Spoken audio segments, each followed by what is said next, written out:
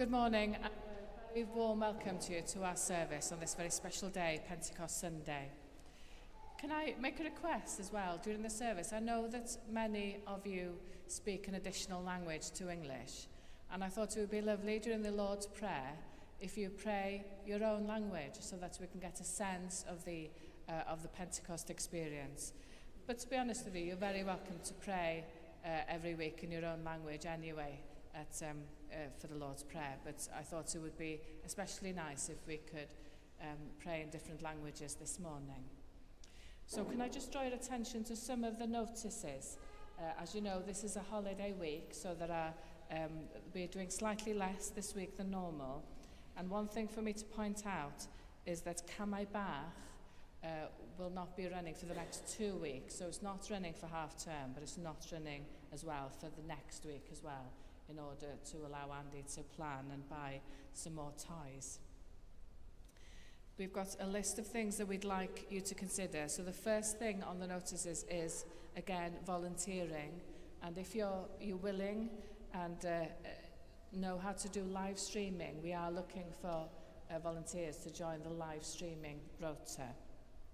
Also, our AGM, the Broadaniol AGM, will be held on the 11th of June at Eglwys y Groes at 7 o'clock.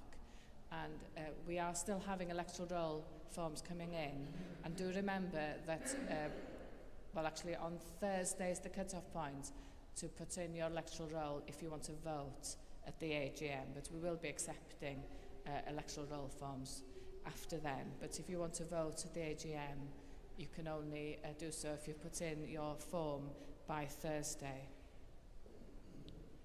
So can we now spend a moment or two just preparing ourselves for our Pentecost Sunday service?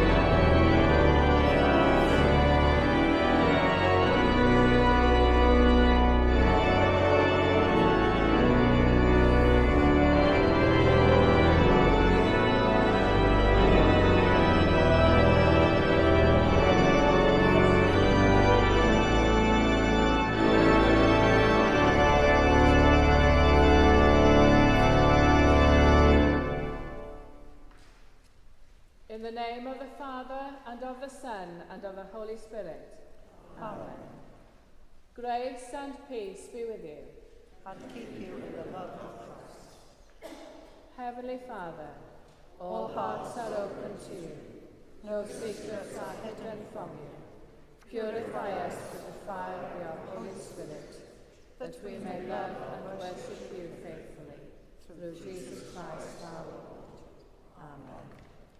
In the power of the Holy Spirit, the spirit of wisdom and understanding, of counsel and might, and of knowledge and true godliness, we bring before God those things for which we truly repent.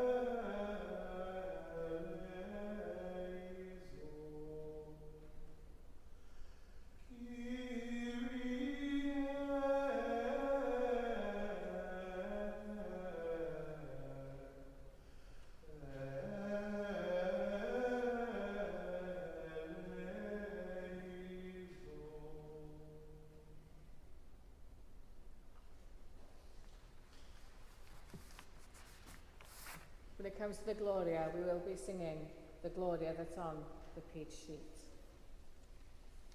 Heavenly Father, we have sinned in thought, word and deed, and have failed to do what we ought to have done. We are sorry and truly repent. For the sake of your Son, Jesus Christ, who died for us, forgive us all that is past, and lead us in his way, to walk as children of light. Amen. Almighty God, who forgives all who truly repent, have mercy on you and set you free from sin, strengthen you in goodness, and keep you in eternal life. Through Jesus Christ our Lord. Amen.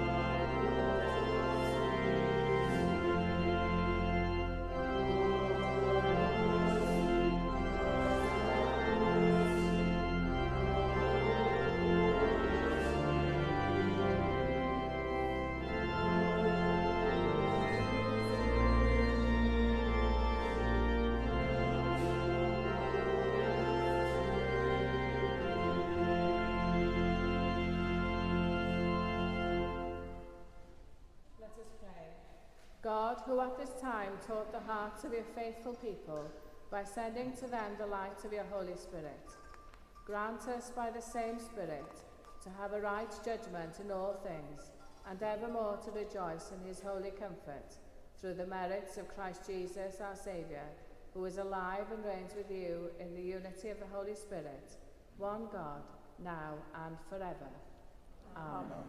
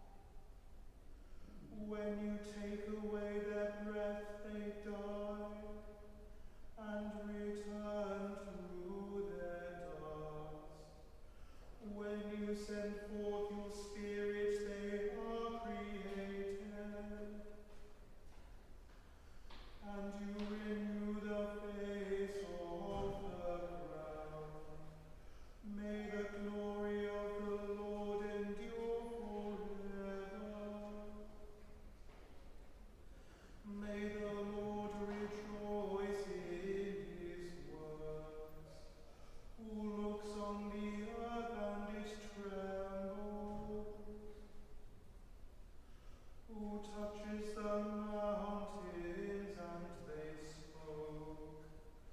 I will sing to the Lord as long as I live. I will sing praise to my God while I have being. May my meditation be pleasing to them, for I rejoice in the Lord.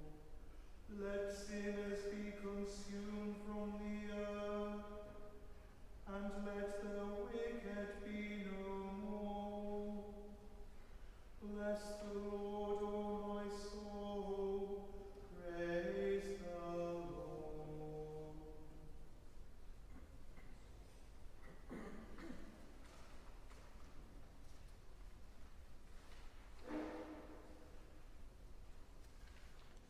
A reading from Acts.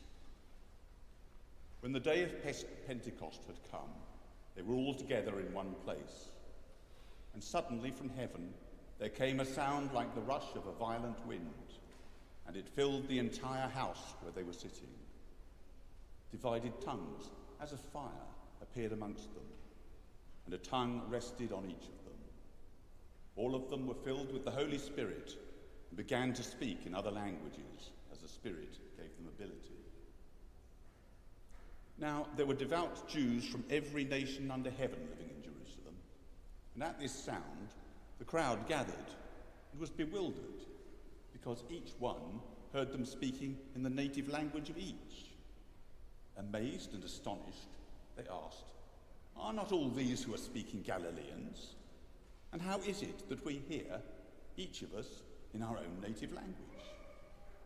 Parthians, Medes, Elamites, and residents of Mesopotamia, Judea and Cappadocia, Pontus and Asia, Phrygia and Pamphylia, Egypt and the parts of Libya belonging to Cyrene, and visitors from Rome, both Jews and proselytes, Cretans and Arabs.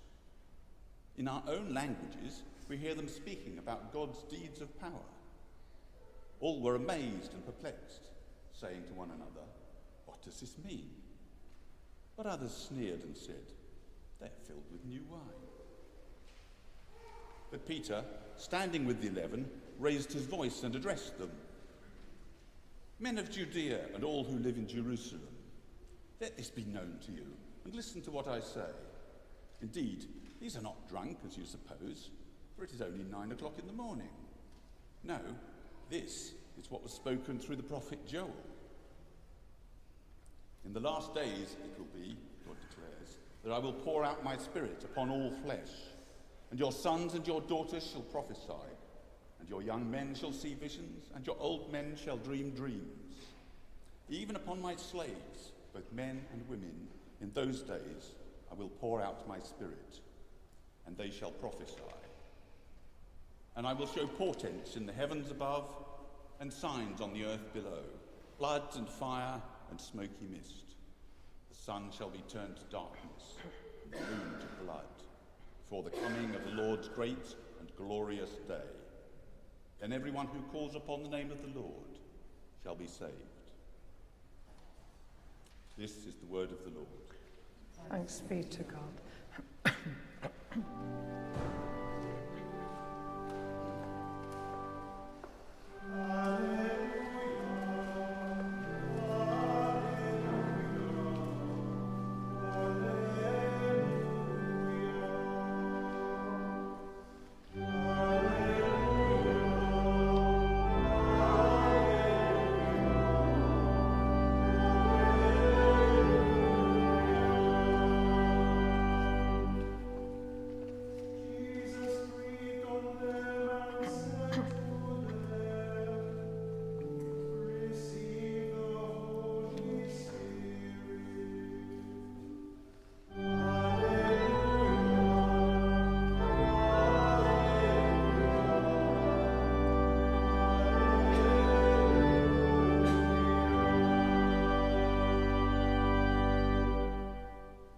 The Lord be with you.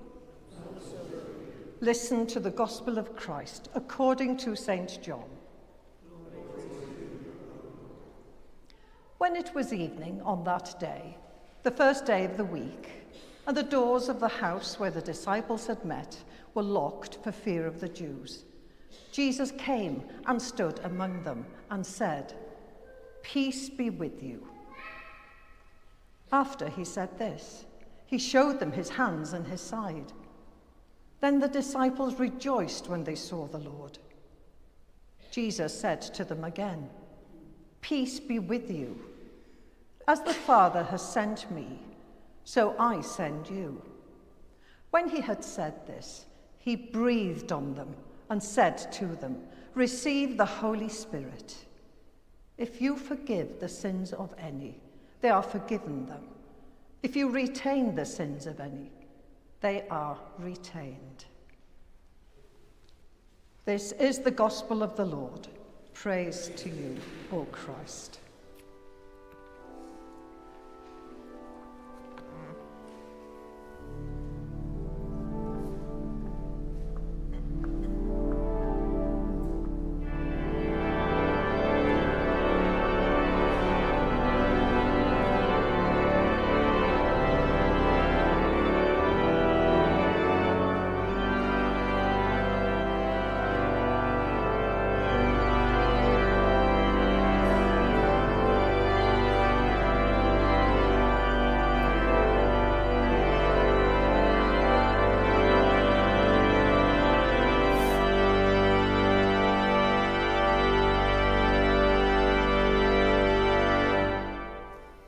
In the name of the Father, and the Son, and the Holy Spirit.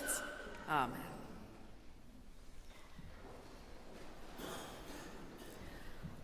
On the wall in my office at home is a print of the church at Auvers by Van Gogh. It's a painting of a large, dark, almost menacing church whose shadow looms into the foreground before being replaced by light greens and yellows of the grass edging the path, which then divides into two and skirts either side of the church. The sky above is a swirling colours of deep, deep blue. Van Gogh painted it from an angle where it shows no doors and the windows look opaque. It's a church that you can't get into. Van Gogh is a fascinating artist, not simply because of the stark beauty of his painting, but because of his long struggle with his mental health. His anguish seems to spill onto the canvas in this painting, and the result is startling. Van Gogh at first wanted to become a minister, like his father, but after enormous effort, he failed. It was said that he was too complex and unpredictable for ordained service within the church. So, rejected by the church, he turned to painting. And this particular painting portrays the church as an uninviting, monstrous edifice, likely mirroring his own feelings at the time.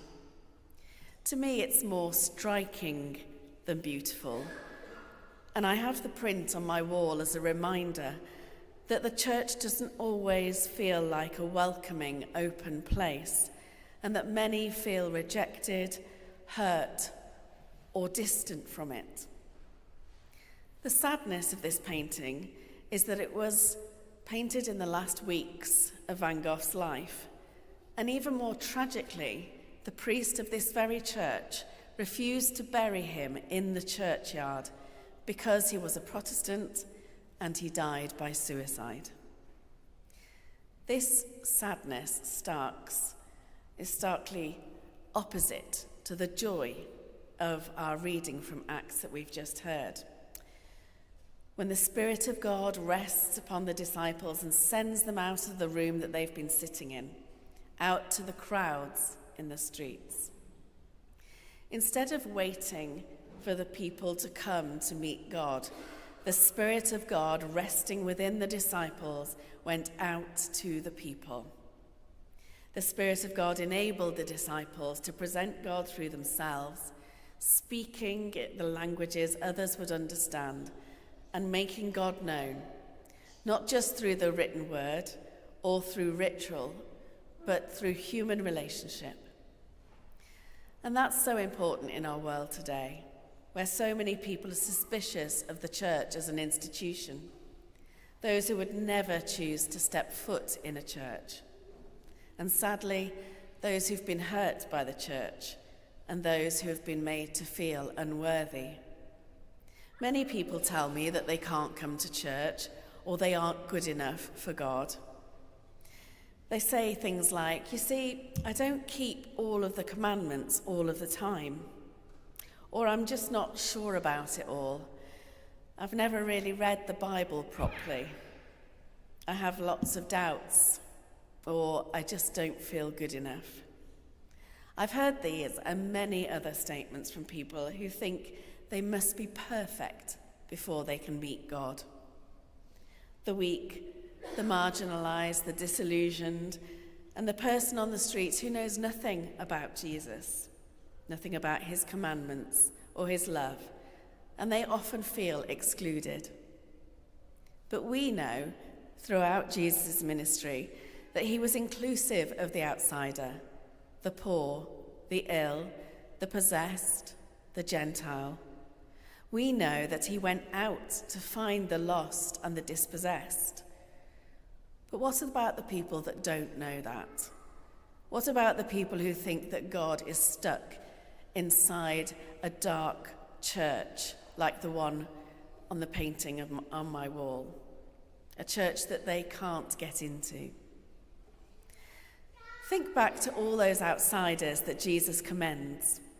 The man with the withered hand, the woman at the well, the woman with a flow of blood, and so many others. They don't know Jesus very well. They haven't studied him or spent time with him, but they do approach him. They strike up conversations with him. They reach out and touch the hem of his clothes. Their hearts were open to him, even if they didn't know him well. They were searching for something and feel drawn to Jesus as the answer to that search. They stood in front of Jesus, not knowing much of his background or who he really was, but they felt something of God and were drawn to that. They may never have gone into a synagogue or a temple. They may not have been allowed to, even if they'd wanted. But they met God through Jesus where they were, in their streets, in their houses, by their wells. Jesus went to them.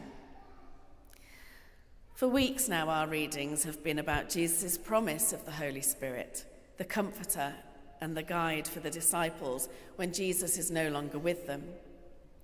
It seems as if the Spirit is for us, to help us, to reside in us, to show us the way. And of course, she is. But look what the first act of the Spirit is: to send the disciples into the crowd, to talk to people in their own language, to create relationships, and within those relationships to share God with them. So our responsibility as Christians is twofold: to get to know Jesus more in prayer and in study, and to go out into the world to allow people to get to know God through us. We are the people in whom God resides. We are the people who know that God's love is for everyone. We are the people with stories about how God has loved us, guided us, or saved us. We can open the doors of our churches. We can make them more welcoming, and we can make them places where people can meet God, and we should do that. But ultimately, many people will never step foot into a church. We may be the only representation of God that they will ever meet. We have a treasure within us that not only enables us, but enables God to be amongst his people. The Spirit of God in us may be the flame that ignites their faith, or the wind that moves them to want to learn more. It's a great responsibility, and we may not feel up to it, but God has always and will always be able to work through any of his people. And today we're reminded of that at Pentecost. We're reminded as we remember the scared and flawed disciples being filled with the Spirit of God and amazing the crowds. God worked through them, and he can work through us. And thank God for that. Amen.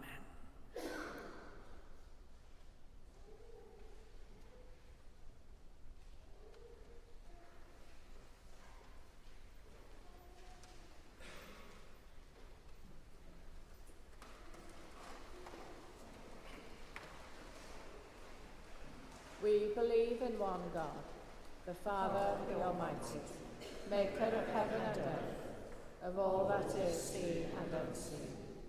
We believe in one Lord Jesus Christ, the only Son of God, eternally begotten of the Father, God from God, light from light, true God from true God, begotten and not made, of one being with the Father. Through him all things were made. For us and for our salvation, he came down from heaven. By the power of the Holy Spirit, he became incarnate from the Virgin Mary and was made man. For our sake, he was crucified under Pontius Pilate. He suffered death and was buried. On the third day, he rose again, in accordance with the Scriptures. He ascended into heaven and is seated at the right hand of the Father. He will come again in glory to judge the living and the dead, and his kingdom will have no end. We believe in the Holy Spirit, the Lord, the giver of life, who proceeds from the Father and the Son, who with the Father and the Son is worshipped and glorified, who has spoken through the prophets. We believe in one holy, Catholic, apostolic church. We acknowledge one baptism for the forgiveness of sins. We look for the resurrection of the dead and the life of the world to come. Amen. We pray for the Church and for the world and give thanks to God for his goodness.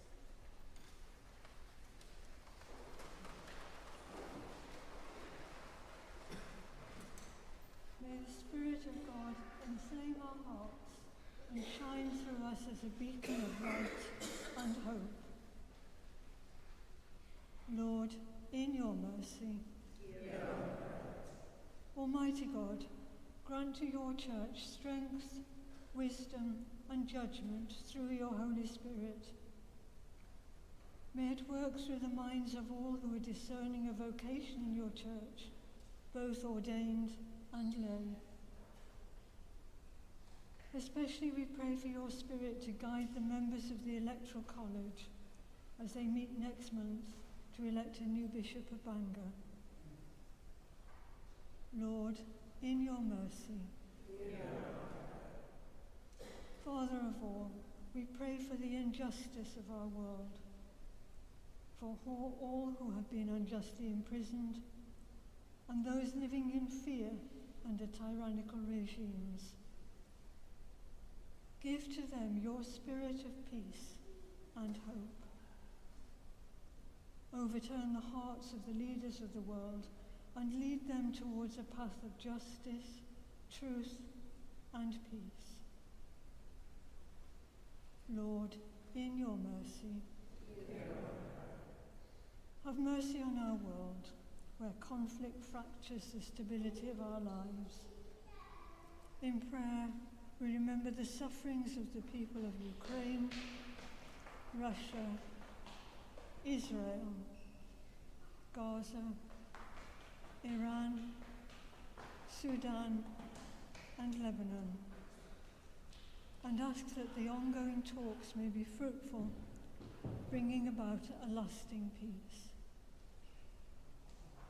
Lord, in your mercy, God of comfort, send your healing grace on all who are in any kind of need, the hungry, the desolate, the displaced, and the homeless. Especially we pray for those in our community who are ill, those in hospital or nursing homes, those awaiting treatment, and those facing a long journey of recovery. We bring before you Elmer, Leslie, and Simon. May your Spirit be with them, guide them and walk with them, so that they may feel the comfort of your presence. Lord, in your mercy. We rejoice in the power and the love of our risen Lord, whose death gave to us the hope of eternal life. We pray for the souls of all who have passed through life to death and now rest in your eternal peace. Receive, O Lord, the souls of those who have died recently. Jill Jones, Margaret Rarity Hughes. Be with those who will die this day, and bring solace to the relatives and friends of all whose year's mind falls at this time, as we pray for those we know and those only known to you. Rest eternal grant unto them, O Lord, and light perpetual shine. May they rest in peace. O Lord, our Heavenly Father, renew in us the gifts of your Holy Spirit. Increase our faith, strengthen our hope, deepen our love, and make us ready to serve you each day of our lives. Merciful Father, accept these prayers for the sake of your Son, our Saviour, Jesus Christ. Amen.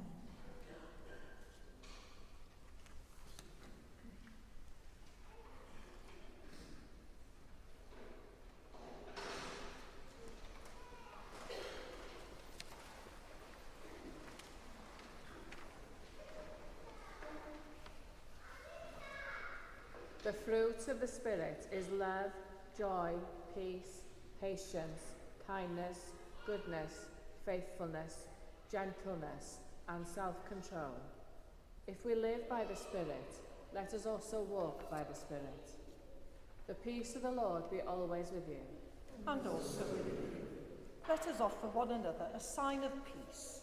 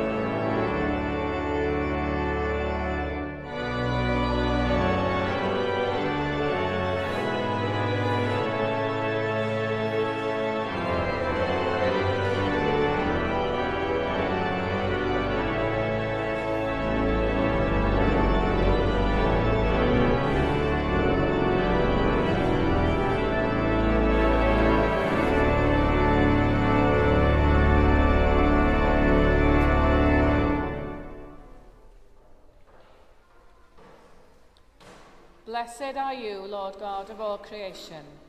Through your goodness, we have this bread to offer, which earth has given and human hands have made. It will become for us the bread of life. Blessed be God forever. Blessed are you, Lord God of all creation. Through your goodness, we have this wine to offer, fruit of the vine and work of human hands. It will become our spiritual drink. Blessed be God forever. The Lord be with you. And also with you. Lift up your hearts. We lift them to the Lord. Let us give thanks to the Lord our God. It is right to give our thanks and praise. It is always right, wherever we are, to thank you and to praise you, God our Father and King forever, through Jesus Christ, your Son. And today we give you thanks because you have brought to completion the Paschal mystery. You fulfill your promise by pouring out your Spirit on your people, uniting many tongues into one confession of faith. We rejoice as members of your church in which your Spirit inspires the proclamation of good news to all the nations and gives your people grace to serve you until your Son, Jesus Christ, will come to bring us all into your kingdom.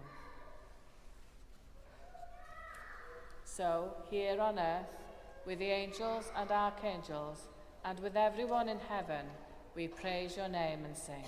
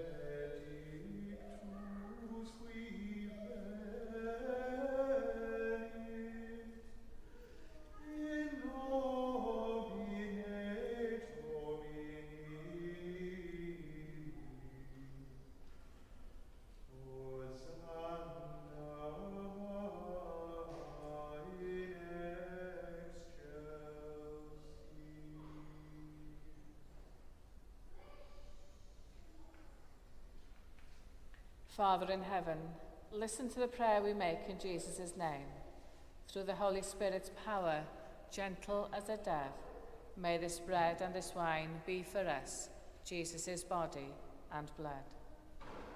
Father, we remember when Jesus had supper with his friends the night before he died, he took the bread, he thanked you, broke it, gave it to his friends and said, "Take this and eat it. This is my body, given for you. Do this to remember me."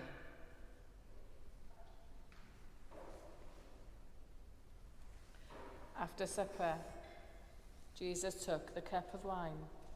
He thanked you, gave it to his friends, and said, "All of you drink from this cup, because this is my blood, the new promise of God's love. Do this every time you drink it, to remember me."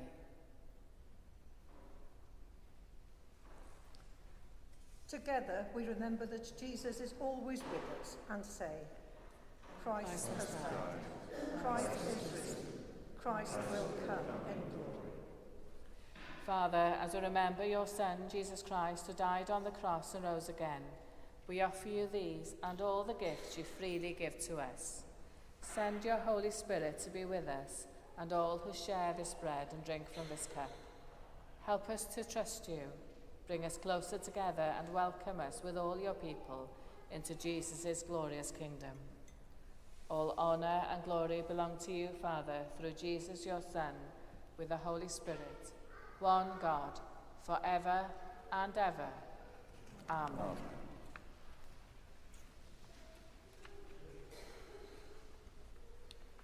And so maybe we can all say the Lord's Prayer now in a different language from English if you know another language from English. So as our Saviour taught us, so we pray. Ein tad, yr hwnnw yw newydd, sa'n teiriau'r ganol, delau gydairnas, gwneler dyfrus, megis yn y nef, felly a fyddeir hefyd. Dyroi ni heddiw ein bara fynyddiol, a maddau ni ein dyledion, fel yma ddyn yn ein dyledwyr, ac nac arwain ni brofedigaeth, beth yr gwared ni'r rhagdrwydd, gan y seddod tir deyrnas, a'r gallu a'r gofoniad, yn oes ystod. Amen. We break this bread to share in the body of Christ. Though we are many, we are one body, for we all share in one body.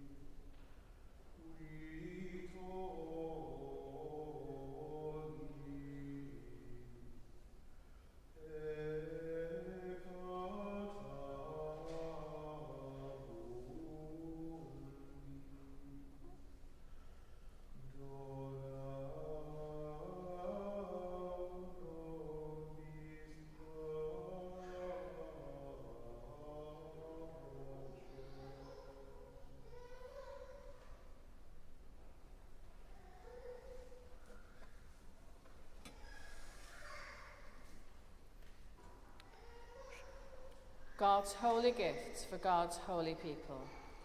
Jesus Christ is holy. Jesus Christ is Lord, to the glory of God the Father.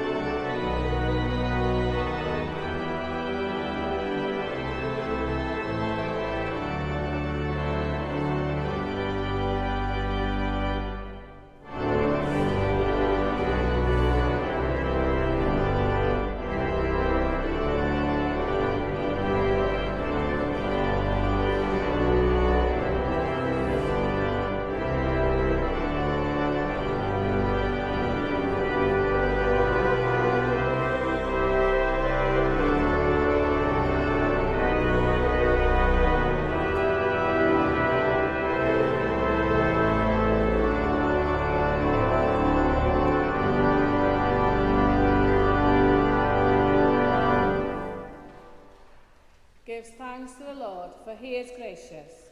His love is everlasting. God of truth, we have seen with our eyes and touched with our hands the bread of life. Strengthen our faith, that we may grow in love for you and for each other, through Jesus Christ our risen Lord. Amen. The Lord be with you, and also with you. God, stir up in you the gifts of his Spirit, that you may witness to Christ the Lord and proclaim the joy of the eternal gospel. And the blessing of God Almighty, the Father, the Son, and the Holy Spirit be upon you and remain with you always. Amen. Go in peace to love and serve the Lord. In the name of Christ. Amen.